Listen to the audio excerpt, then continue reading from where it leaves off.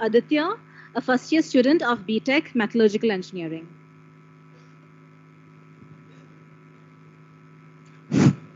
Jain ma'am, my question is that in many instances, double taxation avoidance agreement has been misused for money laundering purposes. So what are the measures being taken by the government to prevent it? Hello.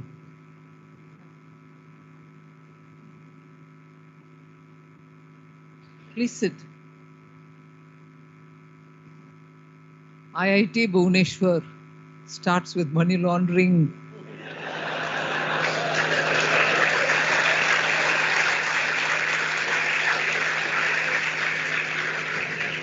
And that too a first-year student. Very nice. The double taxation avoidance agreement are done with countries so that we first notice, the issue of tax is not always that you're taxed here, you're also taxed in the country where you're registered, and you could end up paying two taxes on a same head or on a same claim, is the one which leads to thinking about double taxation avoidance agreements. But because taxpayers, not just in this country, everywhere in the world, are smarter than the governments, they always come up with the ways of, yes, we shouldn't pay two taxes, meaning we shouldn't be doubly taxed for the same thing, but we are smart enough not to pay it in either of the place. We end up paying no tax at all. That kind of situations also do occur. So this agreement is one of the very good tools through which we make sure that we don't have tax not being paid in any one destination kind of a situation. But oftentimes we also have to work to understand that nobody goes away without paying tax at all. The global taxation agreement also, which came about in the G20 as regards large corporates which are operating irrespective of the borders, which is normally the electronic e-marketing companies. So no longer is it just the issue of getting doubly taxed for the same item. It's also the question of total avoidance of tax. Also, when you're in a tech platform, you end up saying, yes, my revenue is generated here, but my headquarters is somewhere else. So I don't need to pay anything here at all. I pay whatever I need to pay there. And that tax there is absolutely minimum because they locate themselves in such areas where the tax burden is far lesser. So this issue of tax and the question of money laundering and also the question of drug being trafficked with the funds which are coming from not identifiable source are all interwoven. So there is a lot of work happening there. And there is also what I can call as a mission, which is looking at terror funding, FATF, which is now many countries are members to it. So they also look at financing of terrorist activities and any other unlawful activities through that law. And there's an international body which looks at country by country cases. They profile countries and they also say about where you have to bring in more laws to be compliant with what is happening abroad, so that collectively all countries can identify those countries which get grey listed or blacklisted because they don't comply in stopping terror funding. So there are lots of activities going on in this area. Next we have Ritika Reddy, a second year student of Mechanical Engineering. Good afternoon, ma'am.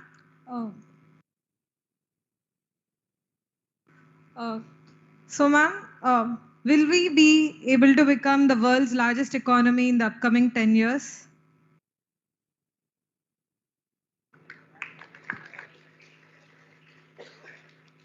Don't mind me saying this, it depends on all of y'all.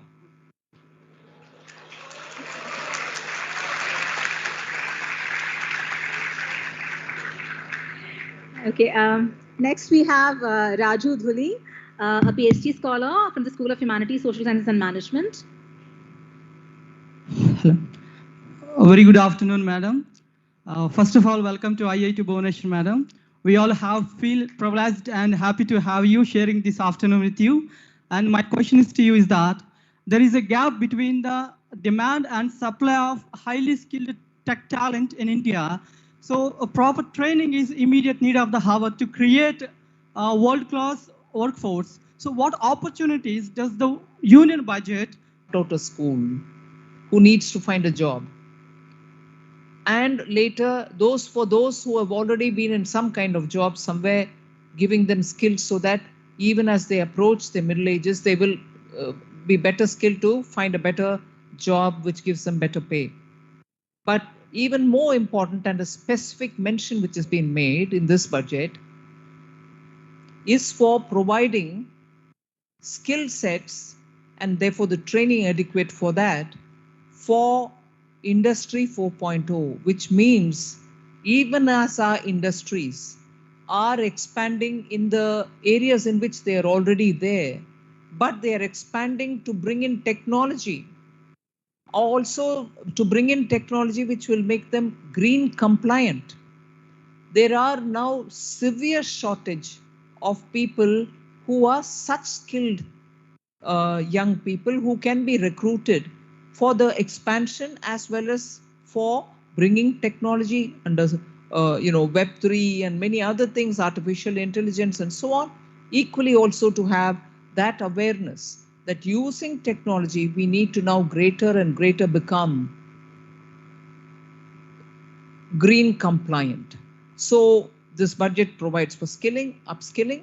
It also provides for specific skilling for Industry 4.0. And the last one I would add here is that we've also marked 3 maybe IITs, centers of excellence for researching into and also getting products out on artificial intelligence. We want India to become the artificial intelligence hub for the world, and therefore these 3 centers, I don't know, maybe Bhubaneswar, maybe one other IIT, the 3 centers of excellence which will focus on AI.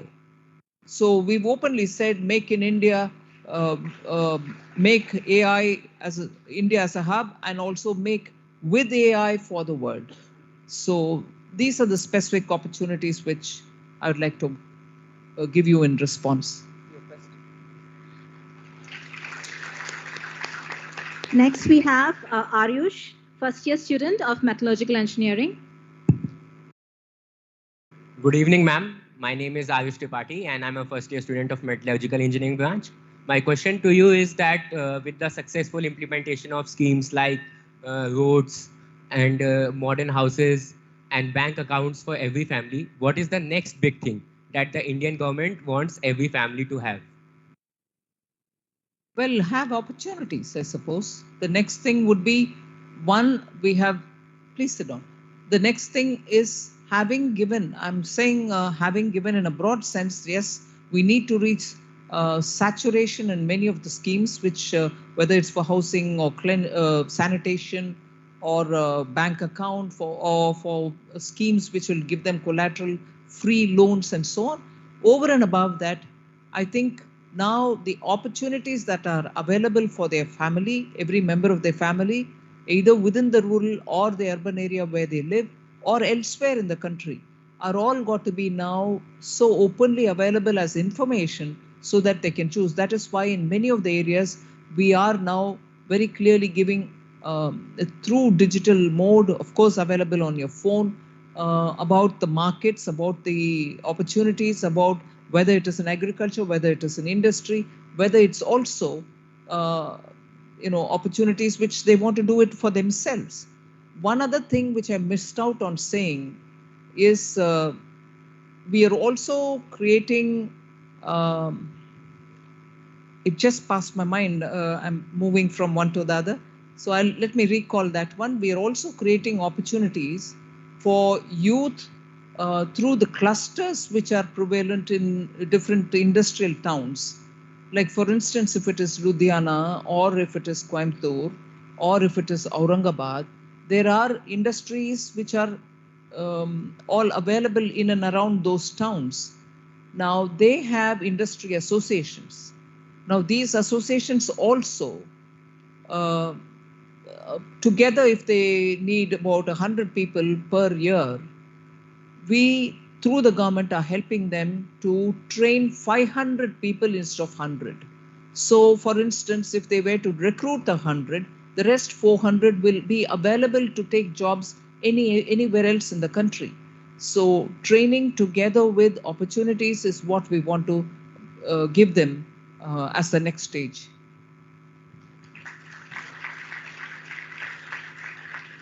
Next, we have Sushita, a second year BTech student from electrical engineering. Good afternoon, ma'am. My question to you is, what is the government's plan to incentivize the private sector to increase their spending on research and development?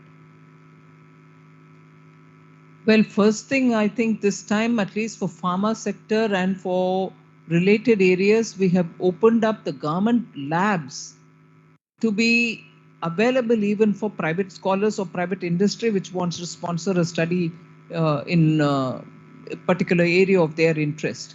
So we are making the public research centers also be available for industry, through which if they are able to work initially as a cluster or as a group, they may want to invest in particular areas of research. I know in biomedical area in Bengaluru, there is a big institutional arrangement largely funded by the private sector entrepreneurs, which is going into seeing how medicine can be taken into villages and what are the kind of interventions which they have to make from their side. So it's already happening in some areas, but some other areas will also have to be given that facilitation.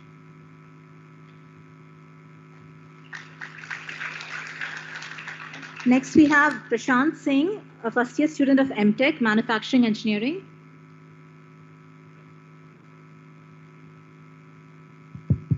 Good afternoon, ma'am. My question was that, ma'am, recently the government of India has released the annual financial statement that we call it as budget. But, ma'am, in that budget, ma'am, there is a deduction of 8% for the Department of Space as compared to the previous budget. So, ma'am, don't you feel, ma'am, that several youth, ma'am, of our nation want to join this renowned organization like ISRO, but it creates a negative impact on our youth and the research. This cut in the this deduction in the budget of 8% in the department. 8% of what? What is that 8%? Sir, 8% as in previous budget, the Department of Space has a allocation of funds around 30,700 crore, and this year it was 12,543 crore. I don't know if it is because any particular project that they were undertaking, for instance, installing a certain capacity for which they needed funds of certain extent, which was all provided till last year, and probably that project is now complete and it doesn't further require for that specific project, and therefore that would come down. But that doesn't mean their whole ministry's budget has been brought down. Specific projects which are time bound would have got completed, which is good, and therefore that would have been reduced. But it is not as if we've taken an approach of, cut down on space. We are giving a facilitating policy, but we won't give money. No, that's not the criteria. Thank you, ma'am. Next, we have Sai Gokul, third-year student of BTech, Mechanical Engineering.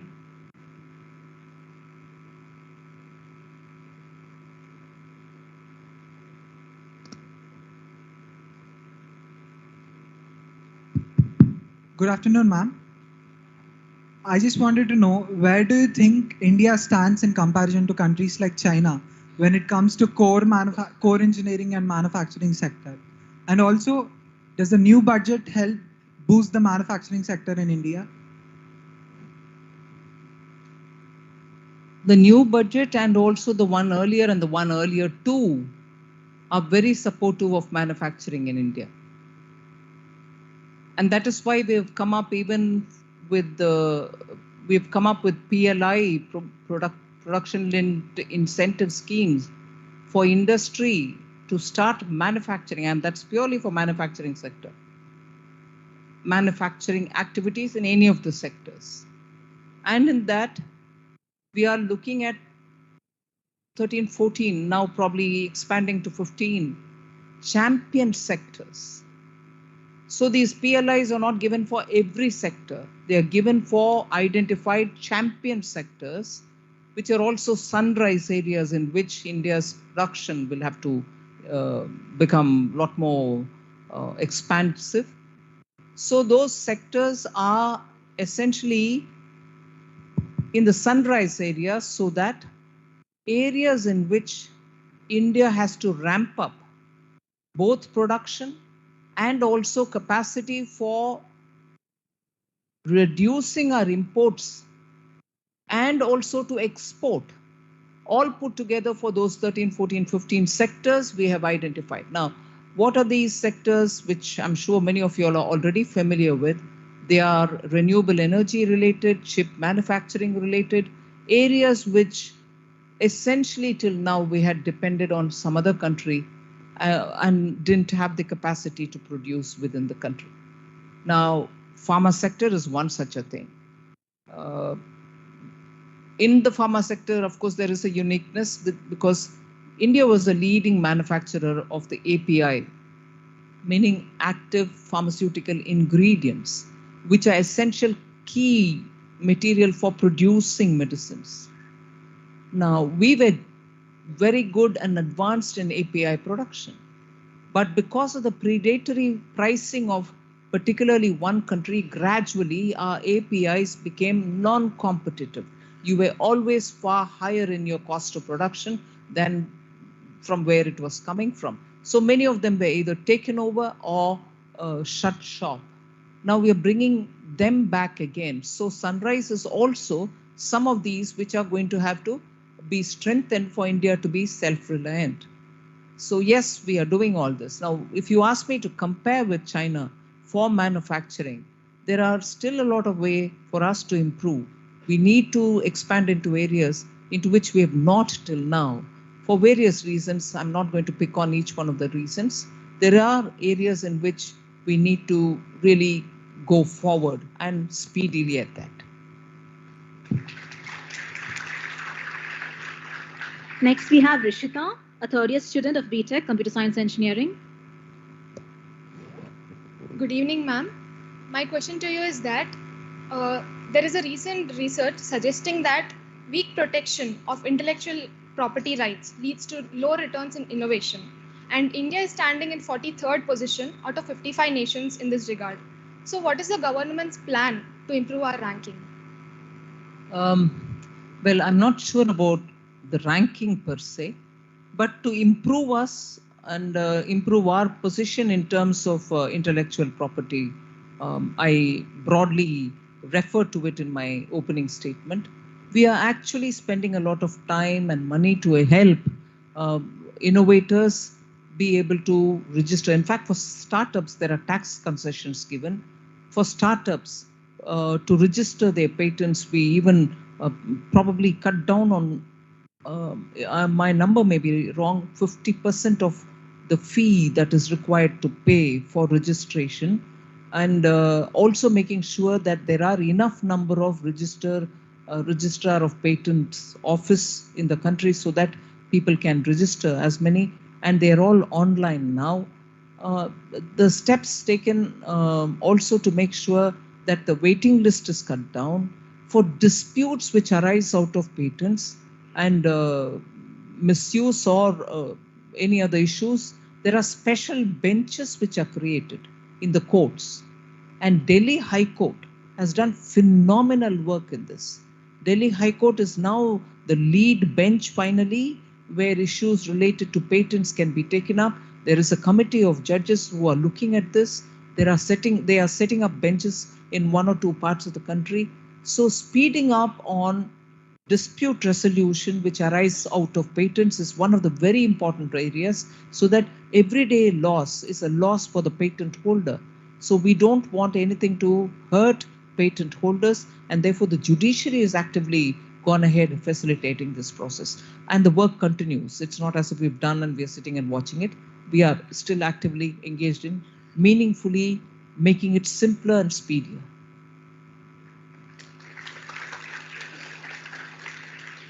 Next, we have Rahul Shukla, first year student of MTech Environmental Engineering. My question for you is that there is such a decline in the core engineering branches such as civil and mechanical engineering. Students are hesitating to take admission in these branches. Don't you think government should come up with a plan to give boost to these core engineering branches?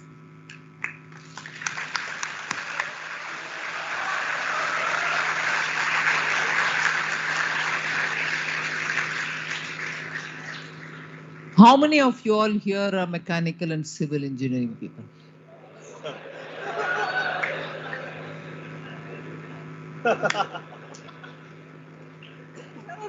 Turn around and see. Did you all get any incentive?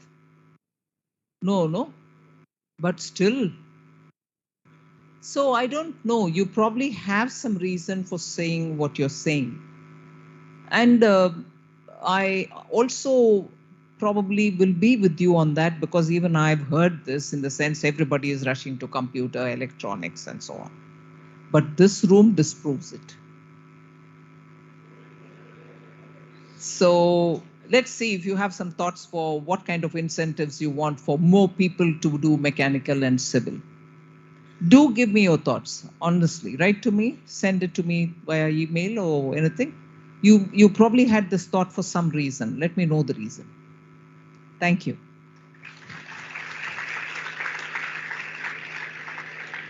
Next, we have Shivam Singh, a third year student of BTech Civil Engineering. Good afternoon, ma'am. I'm myself Shivam Singh.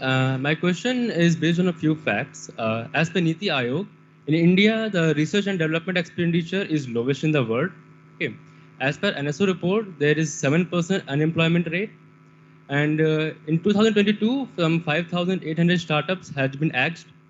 And in the Human Development Index, India ranks at 129 out of 160 something countries. So have we failed to reap the demographic dividends in our nation?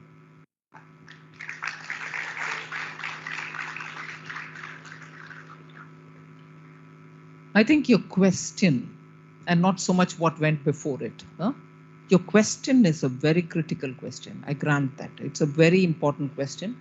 And it's not so much to answer it, but it's so much for us to keep reminding ourselves about that question, so that every time some decision of the government is taken, that should be in the back of our minds. I fully grant that. But the factors you're bringing in are very important factors. But the other factors where that theory gets disproved are not being brought in by you. So I would think, as much as you have things to say, these are the basis on which I am asking this question. If we've lost out on demographic dividend, I have equally and more things to say where we are doing things for benefiting from the demographic dividend. But I think we are at a critical stage in this analysis, in that for the next, say, 10 years, you will still have this dividend, which has to be more and more encouraged, facilitated, and given opportunities, so that we actually see the results sometime afterwards. So at this point in time, it is, I think, hunker down, get going with a lot more things where you can give the benefit for the generation which is waiting for it, and so on, rather than already look back and say, oh no, I've not done much, which means I've lost it. No way. We are it's like I'm not so good in cricket. In a T20, it is like being on the 7th over. We have still some overs to go, and more than 7 overs to go.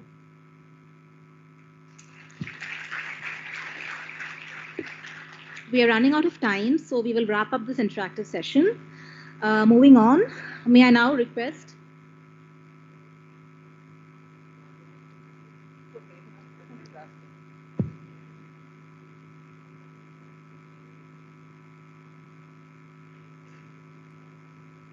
Give him.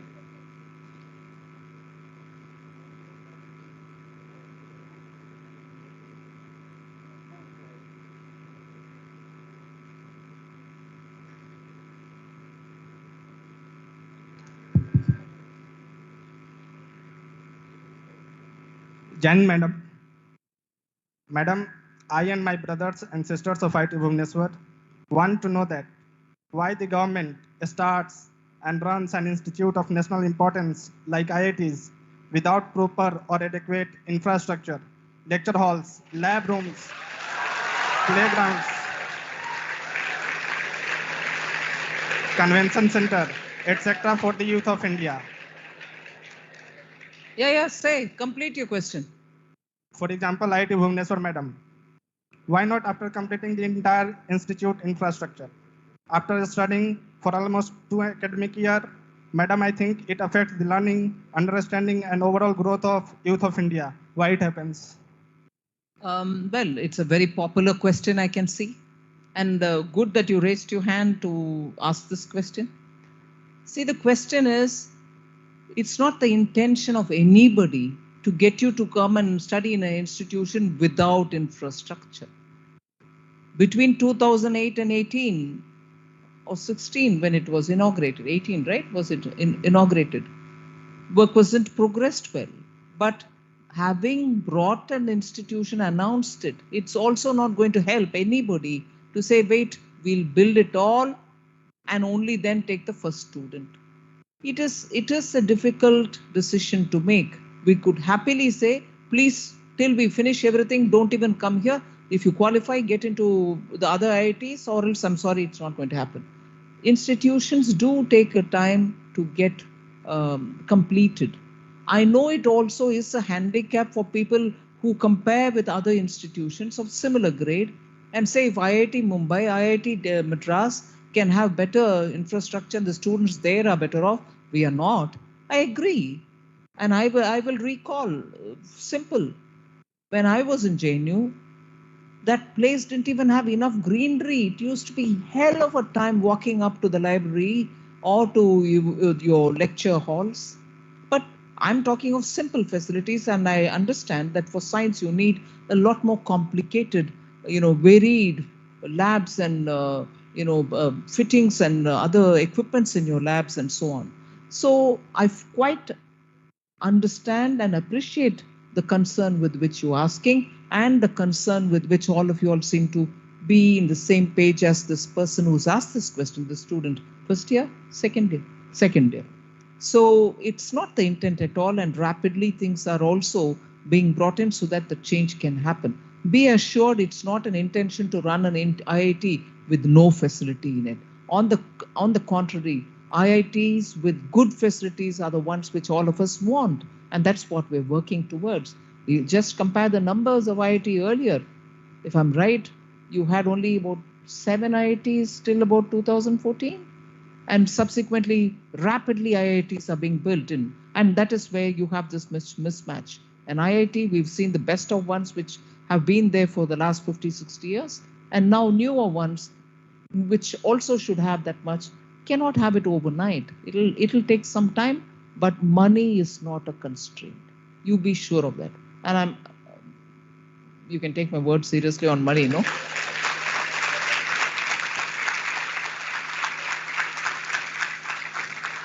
Thank you, ma'am, for answering that question. We will now wrap up this interactive session because we are on a strict schedule over here.